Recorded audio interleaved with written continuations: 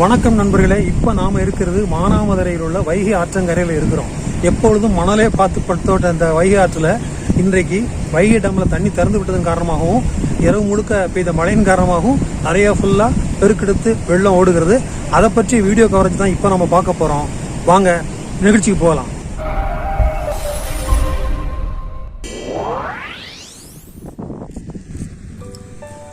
Madurai Vaigai dam நீர்பிடி பகுதிகளில் நிறைய மழை பெஞ்சு டேம் நிரம்பிட்டதுனால தண்ணீர் திறந்து விட்டதாக 2 நாளைக்கு முன்னாடி செய்தி வந்துருச்சு.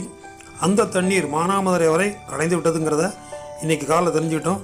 அது மட்டும் இல்லை, டிசம்பர் 2, 2020 அன்று இரவு முழுக்க டிசம்பர் 3ஆம் தேதி காலை வரை இடைவிடாத மழை அடைமழையாக மானாமதுரை சுற்றி பெய்து கொண்டிருக்குது.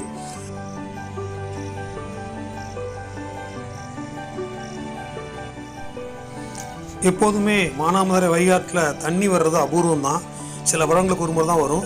இப்போது அதுவும் தண்ணீர் பெருக்கெடுத்து ஆறு முழுக்க நிரம்பி வருவது ஒரு கண்கொள்ளா காட்சி. இதோ அந்த காட்சி உங்களுக்காக. 2020 டிசம்பர் 3 அன்று அதிகாலை இனி அந்த கிளைமேட்டில் இந்த வெள்ள காட்சியை பார்வையிடுவதற்காக நான் கிளம்பிட்டேன். அது எனக்கு மட்டும் இல்லை, உங்களுடைய பார்வைக்காகவும் தான். வல்லவனுக்கு புல்லும் ஆயுதம். நம்ம கிட்ட உள்ள ஒரு 4 அடி நீள செல்ஃபி ஸ்டிக் மூலமாக ஒரு ட்ரோன் ஷாட் பாருங்கள்.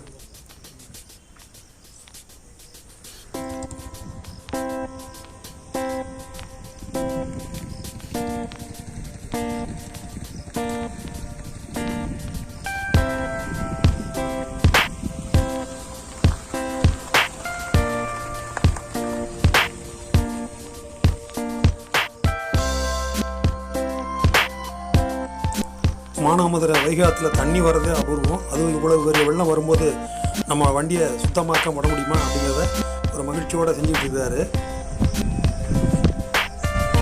ஸோ நம்மள மாதிரி வெள்ளத்தை வேடிக்கை பார்க்க வந்தவங்க அவங்கள ஒரு பேட்டி காணுவோமா? என்ன உங்கள் பேர்? ஆல்வினா. இந்த மாதிரி தண்ணி இப்போ எத்தனை வருஷம் ஆச்சு? 2 வருஷத்துக்கு அப்புறம் இப்போ தான் தண்ணி வருது. ஐயா உங்கள் பேர்? எந்த ஊர்? கால்பறவை. சரி, தண்ணி இந்த மாதிரி தண்ணி பார்த்து எவ்வளோ நாள் ஆச்சு? வேகமாக தண்ணி ஒரு 5-6 வருஷம் ஆச்சு. 5-6 வருஷம் ஆச்சு. இன்னொரு 1 வருஷத்துக்கு தண்ணி பிரச்சனை இருக்காது, குடி தண்ணி பிரச்சனை. சும்மா புகை மாதிரி போகுது இந்த இடம்.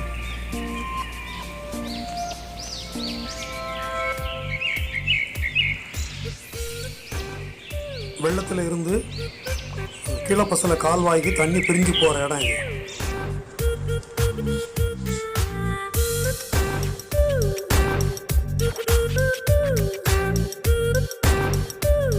மானாமதுரை வைகை ஆற்று பாலத்து மேலே இருந்து இப்போ அந்த வீடியோ காட்சியை படம் பிடிச்சிக்கிட்டு இருக்கிறோம். இப்போது ஆற்றுடைய முழு பகுதியும் தெளிவாக தெரியுது. தொலைதூரத்துக்கு பெரிய கடல் மாதிரியான ஒரு வியூ இங்கேருந்து பார்த்தா தெரியுது. இந்த கரையோரத்தில் தான் ஆனந்தவல்லியம்மன் கோயில் இங்கே இருக்குது.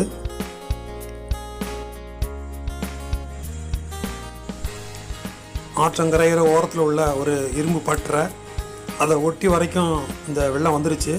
இருந்தாலும் அவர் தைரியமாங்க வேலை பார்த்துட்டு இருக்கிறாரு.